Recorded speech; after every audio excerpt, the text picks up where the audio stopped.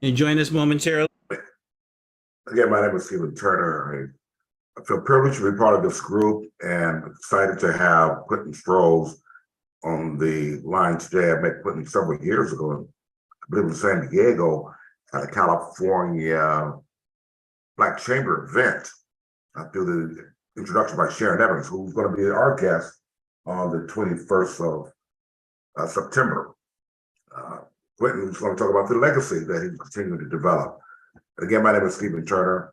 And again, we welcome any and all suggestions for other distinguished thought leaders such as Quentin Strohs.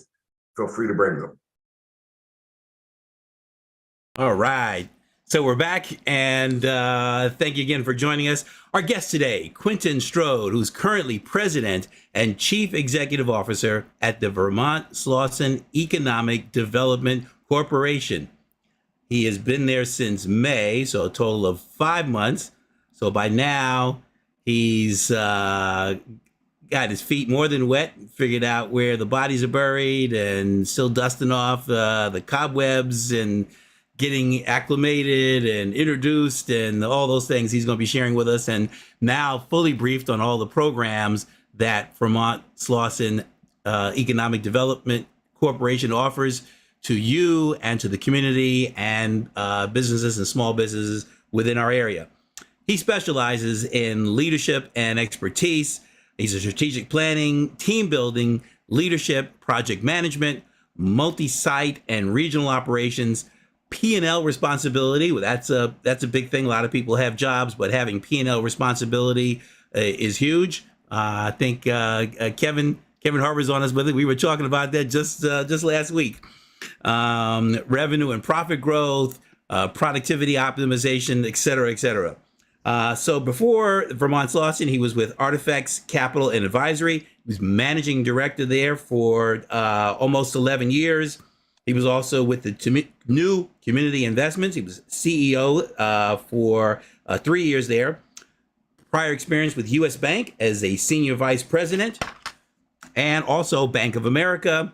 And he had a couple positions there. He was senior vice president and consumer marketing executive for LA, and vice president and regional marketing manager. He has a degree from the University of Washington, certificate there in Pacific Coast Banking School. He went to Jackson State University and has a BS in marketing. I have no idea where he grew up. Robin speaks of him affectionately, so might be from St. Louis, but he'll tell us where he's from. No, you shaking your head no? Okay, so Robin loves little people, but she really loves people from St. Louis. So please join me in welcoming to the virtual stage, Mr. Quentin Strohs. Hey, Eric, thank you. Thank you, Eric, Crystal, Robin, and Steve for inviting me today. And really everyone that's on. Thanks for taking the time to spend a little time with me. I was going to make a presentation, but I'm not going to do that. I'm just going to kind of talk through the history of Vermont Slauson, which most of you guys already know, but not bad to go back and talk about it again. And I'm actually from Birmingham, Alabama. So I grew up there, actually went to college at Jacksonville State in Alabama, not Jackson State in Mississippi. Graduate school there, certificate at Pacific Coast Banking School at the University of Washington. Spent 30 years in the banking business, so had some pretty interesting jobs over those years. Ultimately ran Bank of America's Texas Midwest region, which was at the time the largest regional bank in Bank of America. I did that for about 4 years before going to U.S. Bank. So my background is banking and managing people and things of that nature. I called myself retired for a few years, and then, got bit with figuring out or trying to figure out how to help small businesses scale and grow. And just foundationally a part of my thought process after spending so much time as a banker and just seeing the things that happen in banks and how much banks really take away from our communities, finding ways to help small businesses scale, specifically Black and brown businesses, is really where my heart is today. And that led me to Vermont Slauson. I did some pretty interesting things at New Community Investments over, that 3-year period that I was there. We set up a women's business center with, an SBA women's business center. We created products that we thought would be great for supporting small business, like crowdfunding or crowdfunding for small businesses. We created a platform called Impresario that was specifically training small business owners to raise money through crowdfunding. And crowdfunding, with what's happening with social media today, will be a thing of the future, and something that I'm thinking about actually putting in place at Vermont Slauson. Vermont Slauson's been around for 42 years. Most of you guys know that. Marvin Smith Battle Bay, who is an icon in this community, started it, basically drove it for a lot of years. And the good thing I think that Marva did in setting it up, I think she set it up in a way that we would be sustainable long-term, because we own real estate. We own a lot of real estate, actually. We own the shopping center at the corner of Vermont and Slauson. We own the land where, in the building where the supermarket is, directly across the street, El Supra. We own about a half of a block of buildings on Western Avenue where our Teen Tech Center is, and then buildings scattered out and parking lots scattered out across LA. So we have a base of real estate that'll sustain us consistently for years, to come. The secondary piece of what we do is really focused on training small businesses, which was where my interest is. We have 2 of the city's business source centers, one in LA at our headquarters building, and one that we just launched in the city of Watts, or in Watts. I'm not sure if Watts is a city, so in Watts. And those programs are really focused on businesses that are actually operating and trying to scale. And we're limited to a certain extent to what we can do outside what the city allows us to do, but we're doing good work at both. And we're considered one of the top operators of those business sources in the city. The city has 10 of them. We have 2, or 2 of the contracts. I'm looking to expand our work there, or our work in small business, and looking at creating products really as a part of my strategy or vision going forward, where we would ultimately generate a women's business center. I'm looking at putting out a women's business center in the city of Inglewood, with a satellite in Watts. We already have leased space in Watts, so we'll actually be able to bring more resources to Watts, but also bring resources into the city of Inglewood that they don't have. And I think with the growth of businesses for Black and brown people, and specifically with the growth of women-owned businesses by Black women who are leaving corporations and things of that nature, Black women who have real skills, I think we'll actually do very, very well in the city of Inglewood. So that's where we're targeting. We actually applied for the SBA grant a couple of weeks ago. I decided that we're going to do it whether we get the SBA grant or not. And at some point within the next 90 days, we'll be launching a women's business center in Inglewood and in Watts. I'm also looking at creating products, a crowdfunding product to kind of match the work that we have in our CDFI. We actually do have a CDFI. And for those of you who don't know what a CDFI is, it's a community development financial institution. My dog is trying to get under my arm and get some attention, I guess. So we make loans. We make small business loans up to $50,000.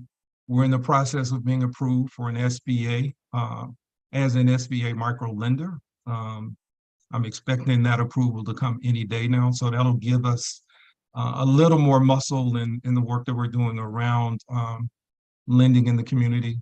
So we're a place where you can come as a startup and look at getting some of your financing, or if you're a business that's looking to scale, figuring out a way to get a loan with us, or with one of our partners. So I know PCR is on. We partner with PCR so far a lot. I'm not sure if anybody from Lendistry is on, but partnered with them as well. And Impact. All of those are organizations that we partner with on the small business side.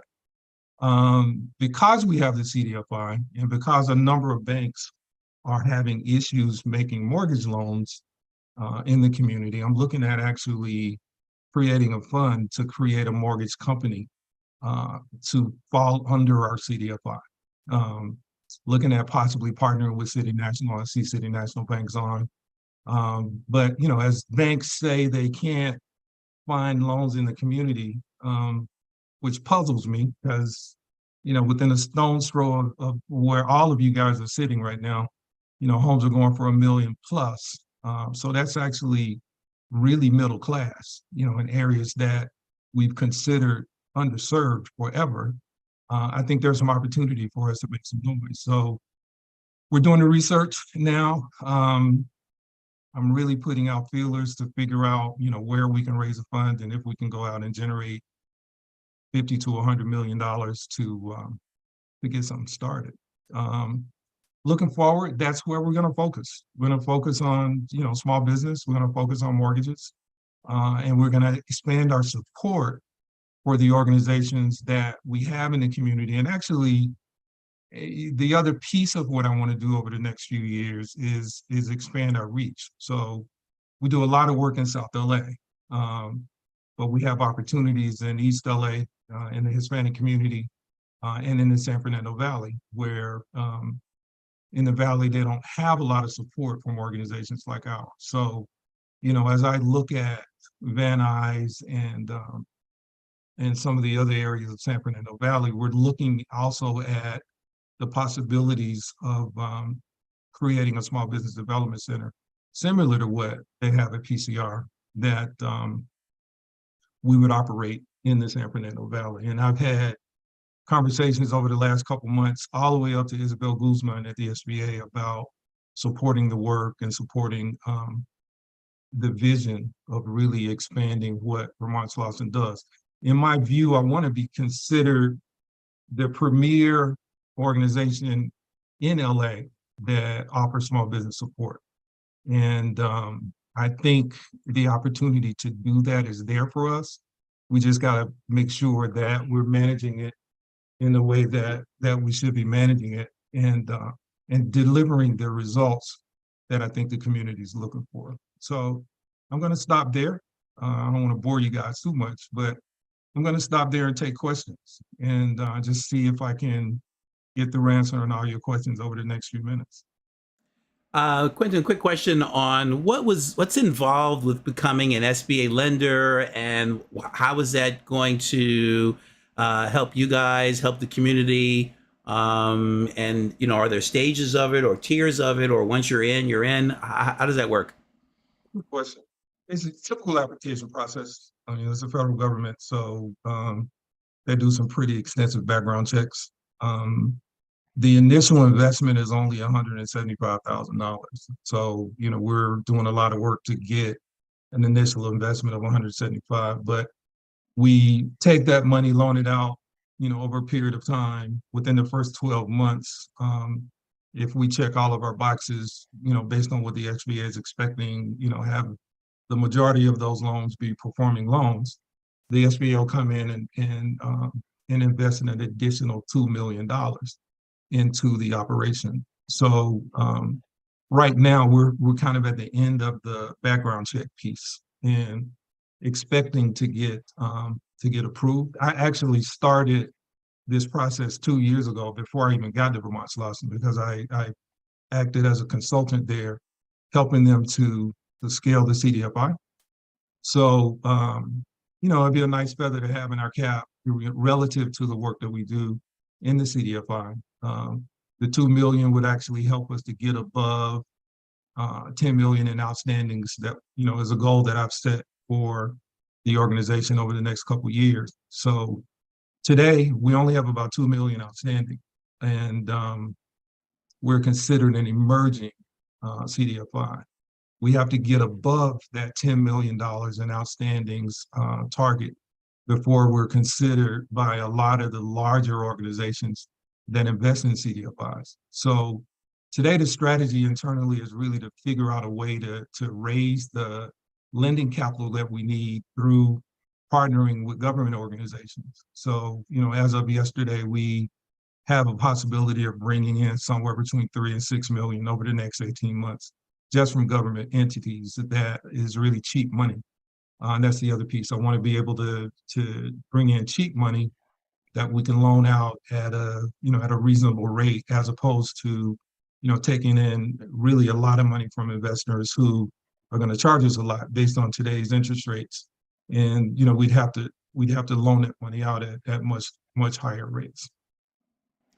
Are there similar programs available, similar to the SBA from the state of California? We hear about these different programs that are out there to provide assistance for small business in the way of microloans and in some cases grants. Yeah, not in the micro space, not yet. I'm not sure if we'll have that at the state yet, but talking to Steve Bradford about the possibility of the state investing some money in us that we would turn around and distribute in the South LA community in grants. A lot of businesses today are still looking for grants, as much as we've been kind of out of the grant game for a little bit over a year. A lot of our businesses are just kind of preparing and hoping that additional grant programs will come to the table. Before I left NEW, we got 5 million from the state to generate grants, and primarily in San Fernando Valley. And they just started that granting process, within the last 60 days. So they're looking to do about 300 grants with $5 million to organizations or small businesses in the San Fernando Valley. I'd like to basically take the same approach with Steve and see if there's, an additional 5 or 10 million of state money that we would manage and distribute out of Vermont Slauson. Oh, that goes quick. I think the Steve term out soon. I think he's soon. Yeah. So I'm hoping we can get something on the table that allows us to take advantage of, his last time there. Yeah. Commercial banks compete with each other, but I get the sense that there's sort of a collaboration amongst CDFIs and community organizations. Obviously, we've got PCR, here, and Lendistry and the Center by Lendistry. There's a lot of, organizations. In a sense, it's more of a collaboration than competition. Yeah, we actually created the South LA CDFI Collaborative 2 years ago. So a number of the organizations that you just mentioned are a part of that. We're trying to scale that as well, or trying to figure out ways that we could work closer together, which just makes sense, for those of us who are playing in the CDFI space. And our efforts so far, have been good. And we, everyone that you just called out has pretty much been engaged in that process, over the last 3 years that, it took us to get from where we were to where we are now. And, so there's a lot of back and forth going on. If I can't do a deal, I can send it to somebody else. We use PCR probably more than anyone else, as a partner in lending if we can't or don't have the capital to lend to some of these companies. PCRs, just because of their history, has been an amazing partner. Everett at Lendistry is,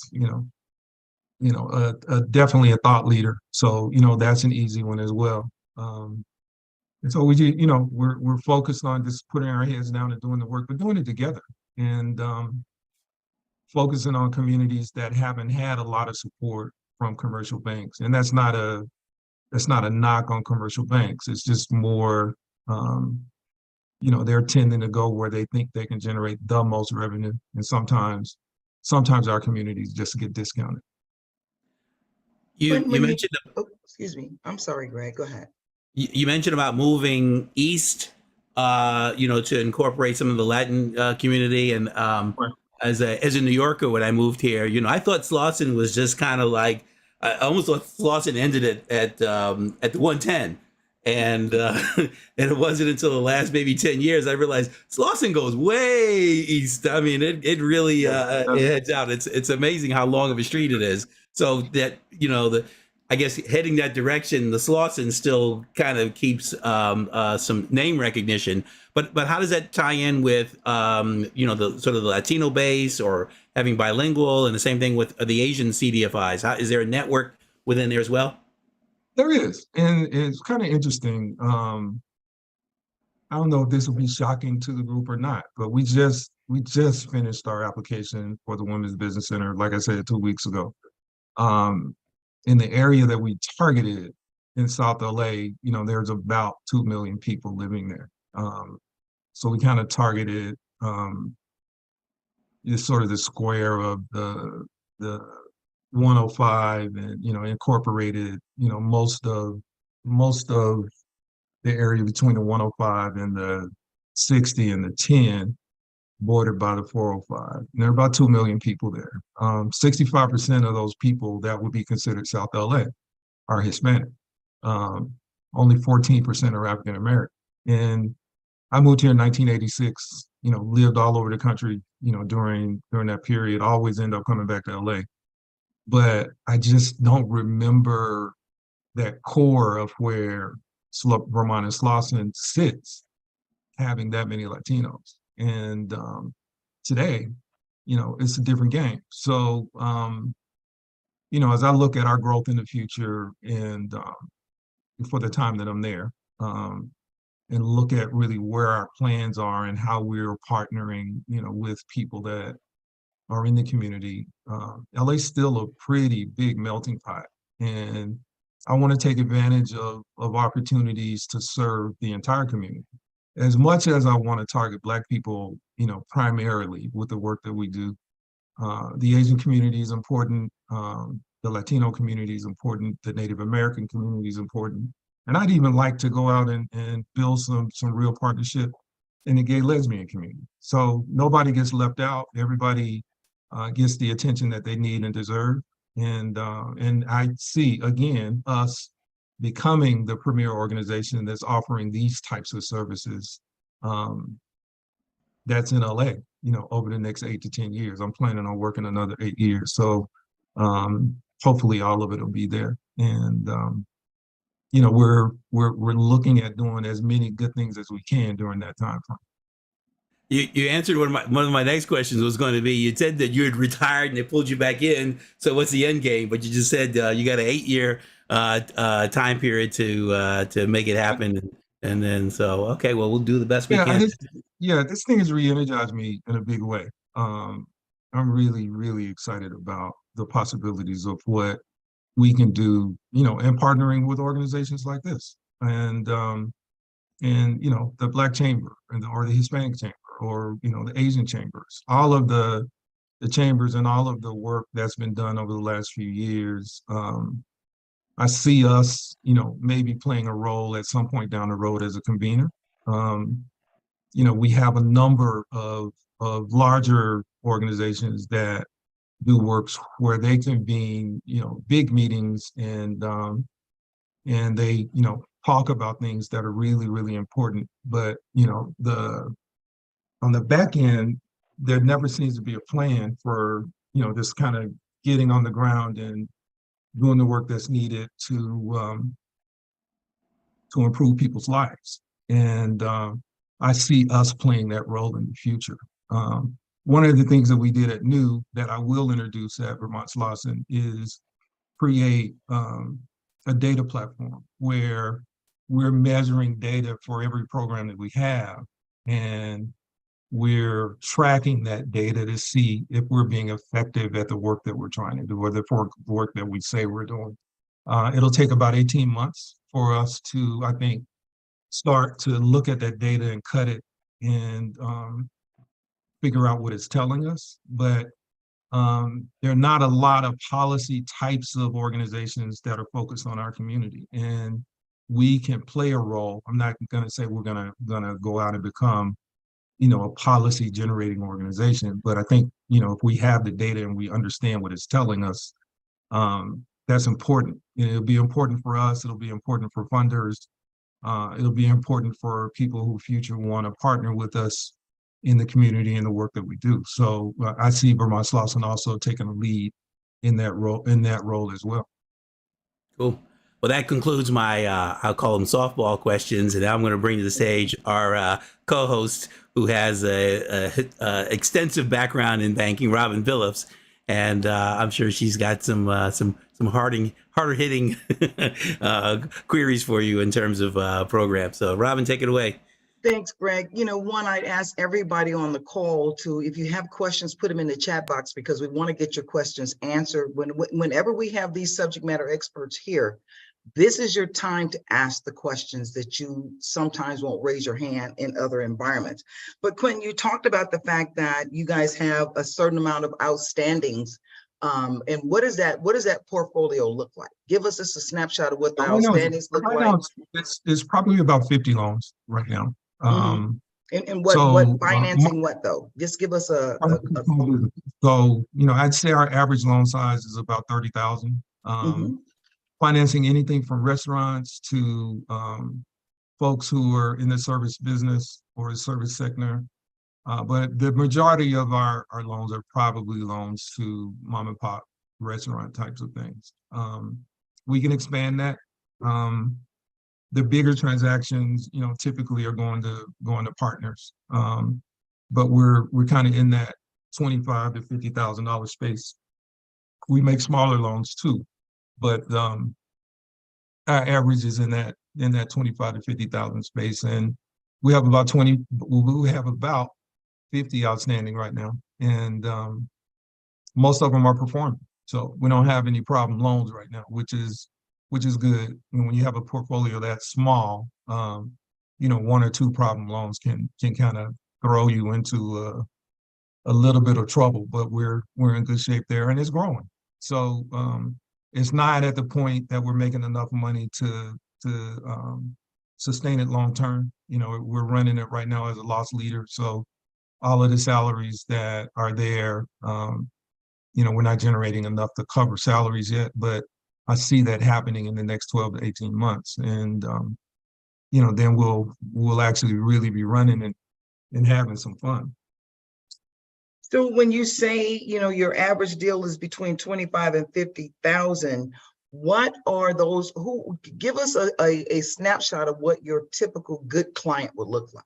Somebody that's out there that's thinking about coming to Vermont Slauson, talk to us about what they need to come to the table with and what services and resources you would provide to get them ready for that borrowing. So,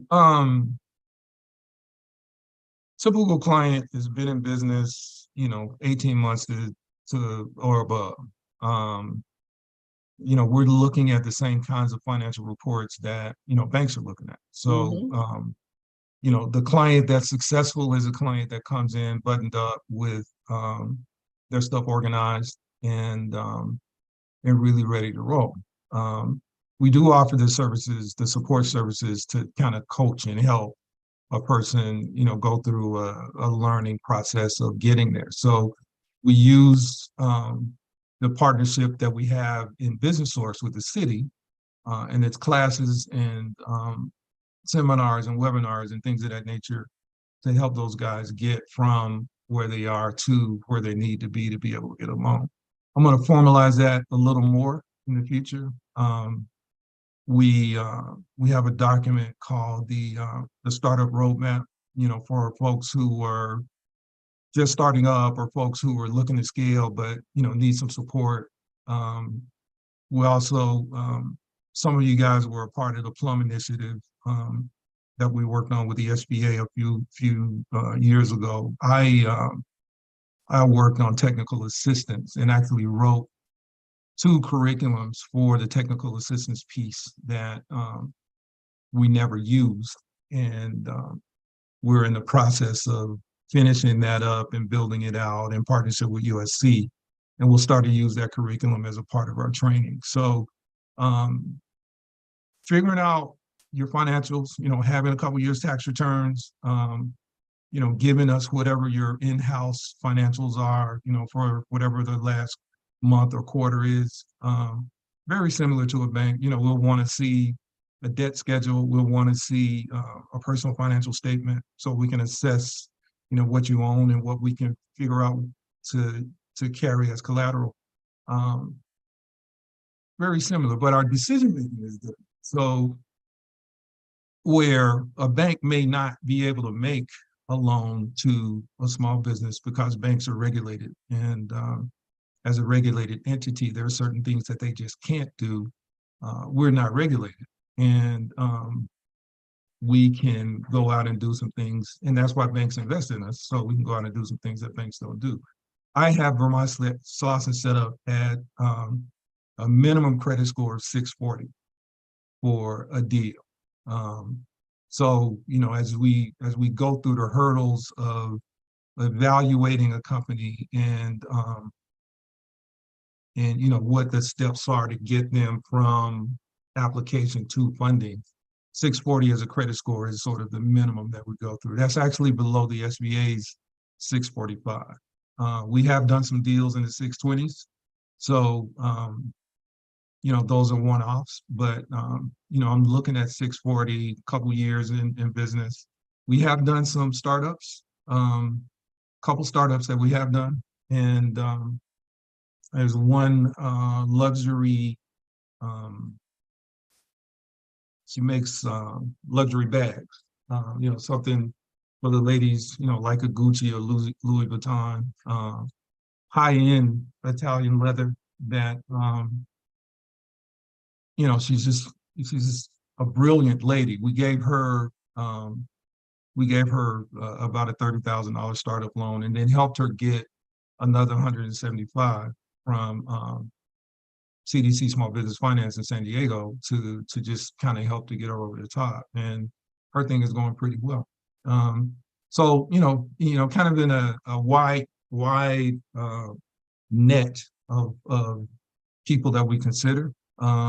I'd like to do some funky things around street vendors in the future. And we've had a program where we've trained street vendors with USC for 6 years that I'm bringing with me to Vermont Slauson. So I think we understand street vendors in a way that's a little bit different.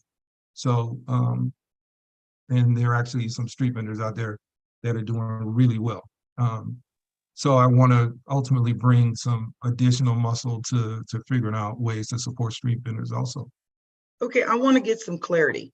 So if a person is a startup and it sounds like this one young lady that you were speaking of, she had experience in that sector and now she's going out on her own. So that's not really, she has legacy experience versus somebody who's come up with an idea that, they woke up, they got an idea, and they're a startup. So let me ask you a question from a tiered standpoint.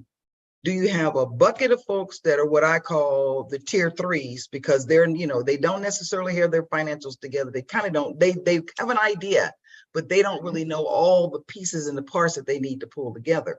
Then you got the tier two folks who literally have all of that stuff, but they need strategic planning training. And then you have the folks who are the tier ones that are, they just need to borrow some money in order to, for their trajectory to move towards the capacity and scalability. Do you have that kind of tier thing set up? Because again, when we look at the audience that we that dial into our show, they run the gamut. They run the gamut. And I think our focus is on the entire gamut. Got so if we can do the deal internally, we will. Got it. If we can't do the deal internally, then that's where PCR, Lindustry, Impact, CDC San Diego all come in as partners. Even the Opportunity Fund on a smaller deal. So when in that scenario, we're talking about a capital deficiency versus because I know you know how to do the loan. Right. The question is the capital available at the level that they're needing, right? Exactly. And right now we don't have a lot of lending capital, although I'm expecting that to change over the next couple of months. We don't have a lot of lending capital. So if I take in an application today on somebody that fits one of the tiers that you just talked about. But if we have the money in-house that we can make the loan, we'll do it. But if we don't, then that's an automatic referral to one of the people that are a part of the consortium. And that's a piece that I think makes us and now everybody else in the consortium just a little bit different.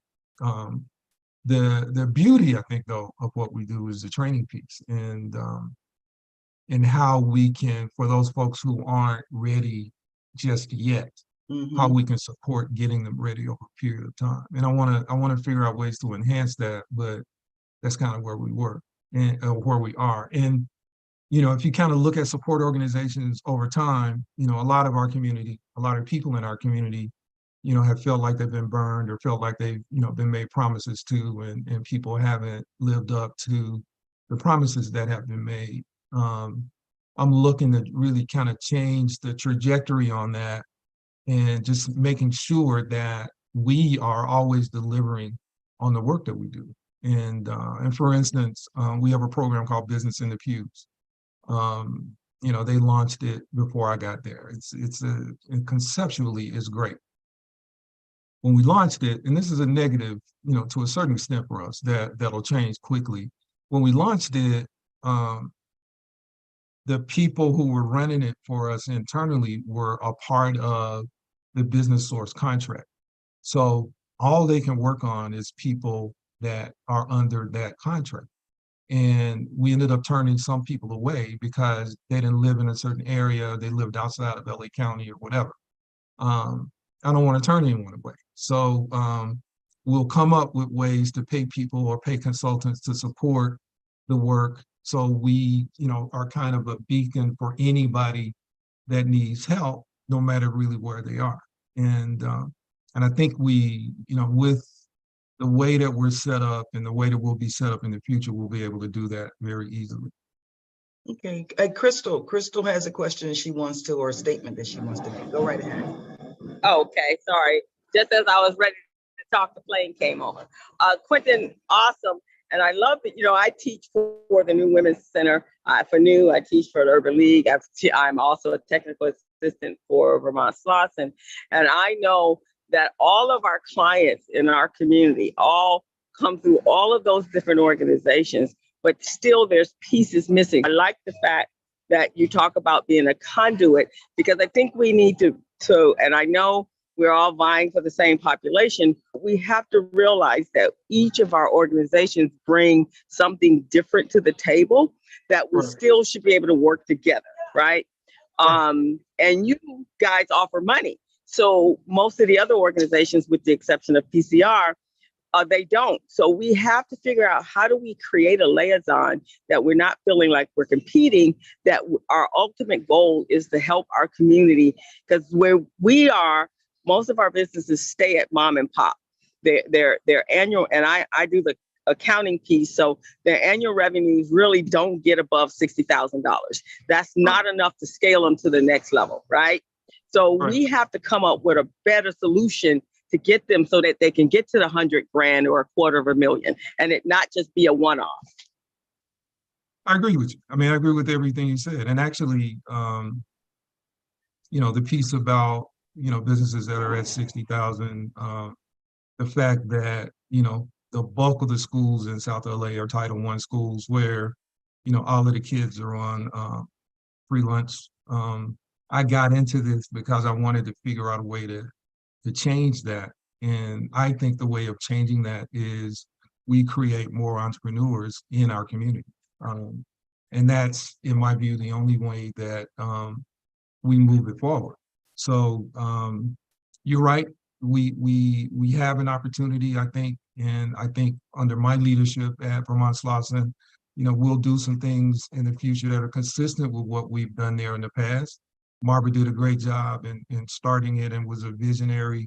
Joe did a great job, I think, in holding it together and getting it to where we are now. I want to take the next 8 years and see if we can take it a step further. So those businesses that are at 60,000, how do we get them to 150 or 250,000? And how do we create an atmosphere within the work that we do, including the tracking that I taught about with the data that helps them, over all the hurdles that they're going to get to, and there will be hurdles, for everybody that's in business for themselves. There's always something that goes wrong.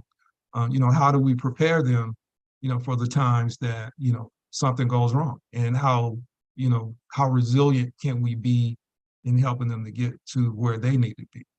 As Black folks, our community is pretty resilient. So, we have it within us to shift gears and make it happen. But I want us to be that organization that, people are comfortable with coming to and just getting the guidance they need to move it to those next levels that we've been talking about. When, I have a couple of questions in the chat box that I'm going to get to, but you and I have worked together on a bunch of different accelerators and what have you. And I struggle with the fact that the resources and the training is there. People work in their business and not on their business, and so if you have some secret about how you get people to sign up, show up, and attain the insight and the information and the resources that you're providing, please share that, because again, the resources are out there. The resources are out there. The packaging is out there. The training is out there. And 99% of the time it's free, especially for the tier 3 startup, smaller companies. So if there are some things that you can share that can help trigger the fact that people need to work on their business, not just in their business, right? And then I'll get to the questions that I have in the chat box. Yeah, I'm still trying to figure that out as well, Rob. We, as I said, we work together on a number of things, and it's not hard to attract the guy that has an idea that needs some support. It's a lot harder to attract the guy that's making $60,000 a year and spending 80 hours a week in his business, and don't think they have the time to go and move away from what they're doing. And that's actually just what they need to do. They need to take the time to go and learn some additional things. So for us, that's something that we're going to work on over the next several months. Social media seems to be a thing of the future, whether you're old guy like me or younger. And so we're going to figure out some things in social media, sponsor things at Vermont Slauson in a different way. So I've set aside some budget money to figure out how we can sponsor things and try to attract more people. But I think in a nutshell, just trying to find ways to be visible. And having the whole team really pitching the same elevator speech everywhere we are. We are definitely going to be visible at Vermont Slauson, and we'll be out there. We'll be talking about what we do. We'll be posting things. I posted something on LinkedIn this morning about the number of people that are starting businesses today, and minorities are dominating at a clip that's 3 times as fast as white people are. So I think people are beginning to catch on, specifically African-American women who are leaving corporations. There's something in those numbers that tell me that there's success for us as a community down the road, because those people are leaving with skills and ideas, and they've actually gone through the ups and downs of managing different situations. So, with that, we'll figure out a way to present ourselves to the community in a way that we can attract people. Well, and when I look at our audience here, Roz Pennington is a poster child for an individual who has taken advantage of all of these resources, be it the SBA, PCR, Vermont Slauson, the city, the county, the state. A poster child for understanding the fact that in order to sustain yourself, you have to have these relationships. And I tell all of my clients that I consult with, if you're not aligned with a CDFI and an SBDC, you're kind of shooting yourself in the foot. So here again, Ardina Brooks. Robin, I'm also. It ain't your turn. It ain't your turn. It ain't your turn. I'm the poster child for Quentin Strode Consulting. It ain't your turn, lady. Put yourself on mute. You guys know that's my cousin. Ardina Brooks has a question, and Ardina again is another one of those poster kids for provide me with some information, I will ferret it out. She's asking about the specific requirements for your women's center that you're looking to establish in Inglewood. And I'm sure that you might not necessarily have the criteria ready yet, but I would highly recommend her be one of your first constituents to be involved in that women's center, because she, again, is like Roz, these two ladies definitely take advantage of the training and the resources that are available to them. So do you have any specific requirements that are available currently? No, it's not. You can actually go on the Vermont Slosson's website right now and sign up as a client. And, you know, as a woman in LA County, or, you know, anywhere for that matter, you know, you would be able to take advantage of the resources that we have. You know, with the Women's Business Center, or the SBA Women's Business Center, is sort of at the bottom tier of the work they do. So, you know, at the top tier is the Small Business Development Center. In the middle is the school program, where, you know, Service Corps of retired executives. But, you know, most of those guys have been around or were executives, you know, 30, 40 years ago, and they still think like executives did 30, 40 years ago. Yeah. So not that, you know, they're bringing anything bad to the table, but, you know, in today's game, and especially with young people today, you know, sitting down and talking to a person like me as a mentor probably makes a lot of sense. But sitting down and talking to a person like me and trying to figure out, you know, how to capture your market and things of that nature in today's environment probably isn't the route that you want to take. I could add some value, but not the kind of value that you would need. So, you know, if you have an idea, and women's business centers are that place for startups to really go and get the support they need. So all you really need to do is have an idea. And we can actually help you structure it. We can help you with your business plan. We can actually help you with your marketing plan. We can actually help you up to and including figuring out how to get your project financed. You know, whether we do it or whether we farm it out to a partner. And that's kind of the sequence of how things would happen within the Women's Business Center. And, you know, I'm looking forward to, I'm hoping we get the contract, but as I said, whether we get the contract or not, I'm gonna just put a stake in the ground and go ahead and do it. Okay. And see where we end up. We're getting close to our time, so I got a couple of more questions. This is from Richard. With regards to entering the mortgage banking space, have you or are you planning to engage a marketing secondary relationship with the One West Bank and other minority banks that don't have mortgage lending programs? Great question. I would. I know the folks at One West. You know, as a former banker, and you know, I know most bankers around here. So right now, I just want to figure out a way to design a program that's different. I see Constance is on the line. So, you know, Constance and her organization has really been the only game in town for mortgages for folks in our community. And they've actually done an amazing job. So I'm still trying to figure out what direction we'll go. We probably are going to start out with something like mortgage counseling, and you know, while I raise the money for a fund to fund some loans. I know enough mortgage bankers in the space, you know, who can either come on staff or be a part of the board, or you know, figure out a way to support a mortgage program. And that's kind of where we are right now. Still doing a bunch of research and still trying to figure out how we would roll it out. But I would say by this time next year, we would be doing mortgages at Vermont Slauson. And that way, I think we can balance out the risk of making small business loans because mortgages aren't as risky. And, you know, so, you know, for me, I want to figure out a way to sustain the organization for the next 40 years. And developing additional revenue streams is a big part of that. So mortgages would be the sort of a natural place for us to take as a next step.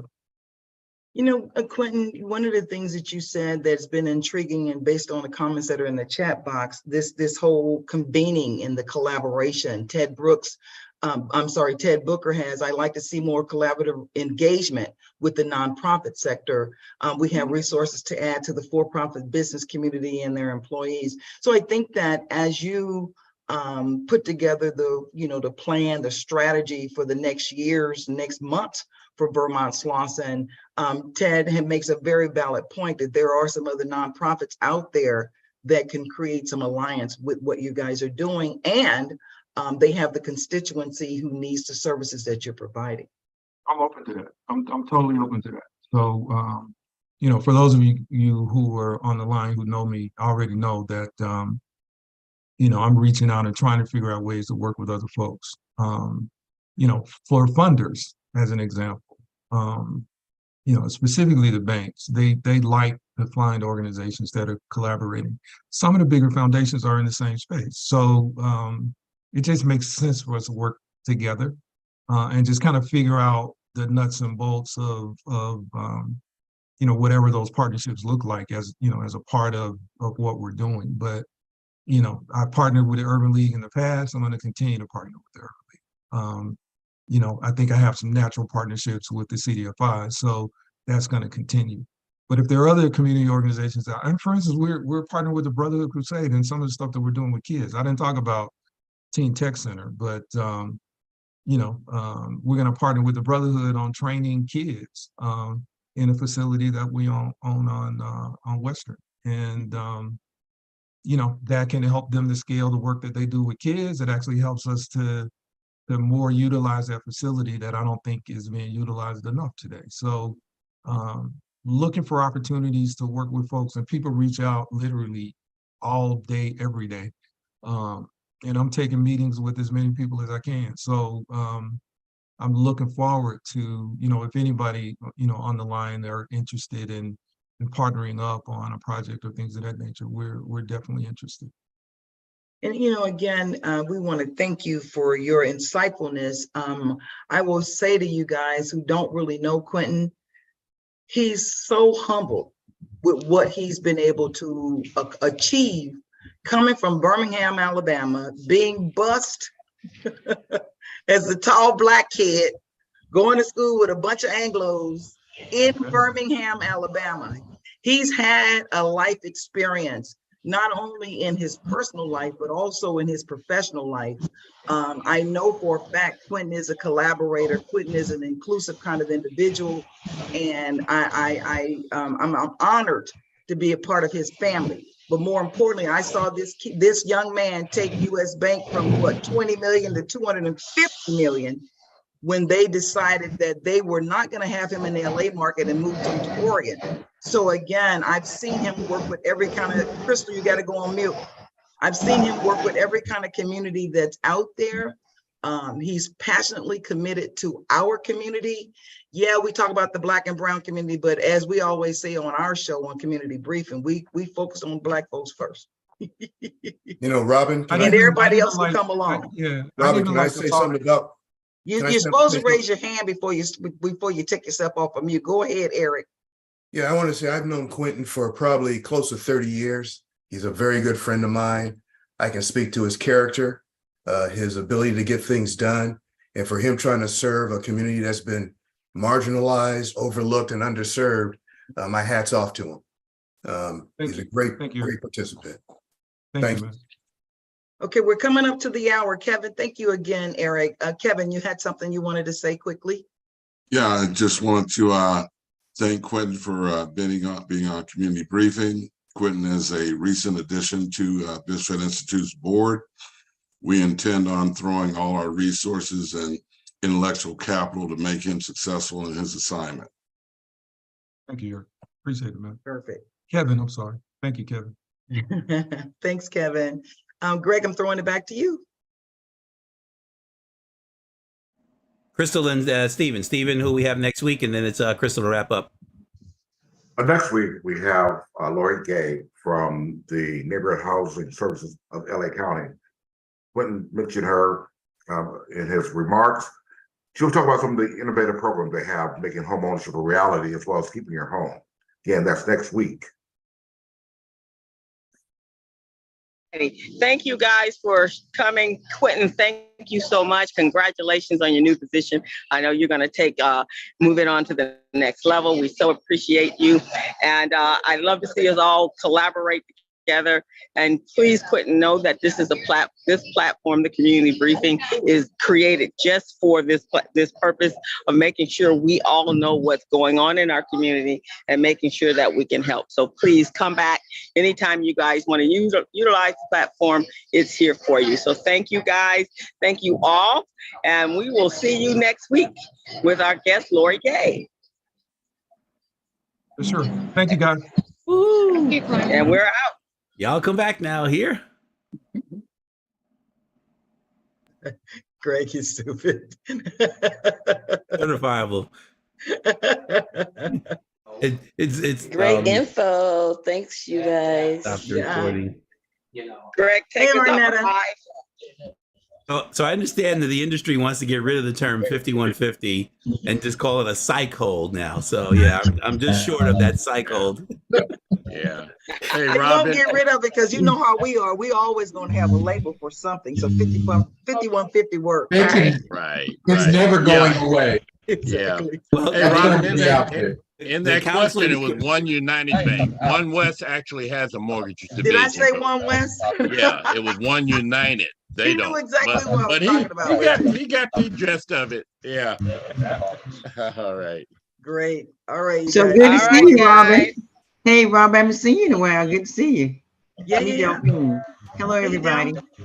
Hey, Delphine, World Hi, travel. Lena, everyone. Renee. Hey, Emma. Oh, hello. I've Look at got Emma 12 o'clock. got her, Right there. All right, you all have a good evening. right, take Robin, care. go Dodgers. Gotcha. Go There you go. Dodgers, Robin. All right. And Delphine, I'll call you about Egypt. Okay, yeah, give me back in like 1 hour. Okay, sounds good. All right. All Take right. care, everybody. See you guys next week. All Okie right. dokie. See you. Talk to you, Robin. Thank All you. right, bye-bye. Always. Bye-bye. Okay, bye-bye. I'm out. Bye, Greg. Hasta not luego. Shut the meeting down.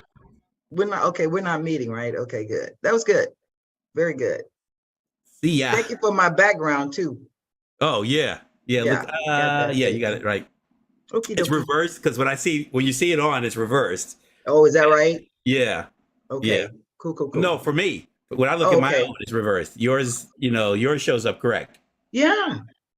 What's that all about? So you have a mirror image. So then when you tilt your head to the right, you actually see it in the same direction versus seeing how somebody else sees you. So when you look in the mirror, you're seeing a reflection. You're not seeing how somebody actually sees you.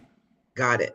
So it's like if I'm looking at my logo here, this is all backwards. You see it Right. forward, but I see it Right. backwards.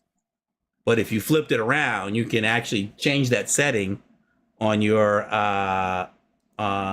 camera here where it says, I forget, there's like mirror image or something like that. And Yeah, I saw that. yeah, if you do it, it'll flip it around the other way. And then when you change your head, then it looks different. See? Yeah.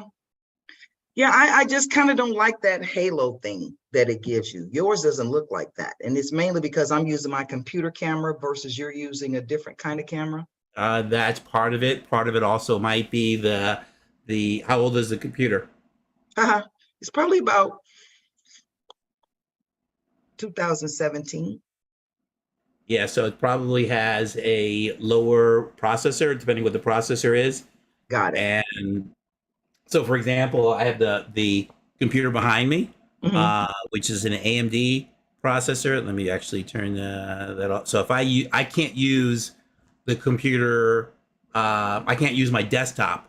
Got it. Because it won't handle the video graphics. The video graphics card is not strong enough to handle it. So my laptop has a newer processor than the desktop, and I will soon be getting another desktop. So I'll have two desktops instead of a desktop and laptop. Right. Right now, my laptop is functioning as a desktop. It's all wired up, but as we start getting back out there, I'm gonna need to have a laptop again. Yeah. So Yeah. I'll replace it with a desktop, which would have a faster processor than even the laptop does. All right, my darling. That's why some people can't go on camera and it starts pixelating and doing all this weird stuff because their computer just doesn't have enough graphics power to process it. Mm-hmm. So Okay. All right. We'll make it a good week. that's the deal. Rest of the week. All right. Take care, kiddo. Bye bye. Yeah, I didn't intend on making it a crappy one. Never. All right.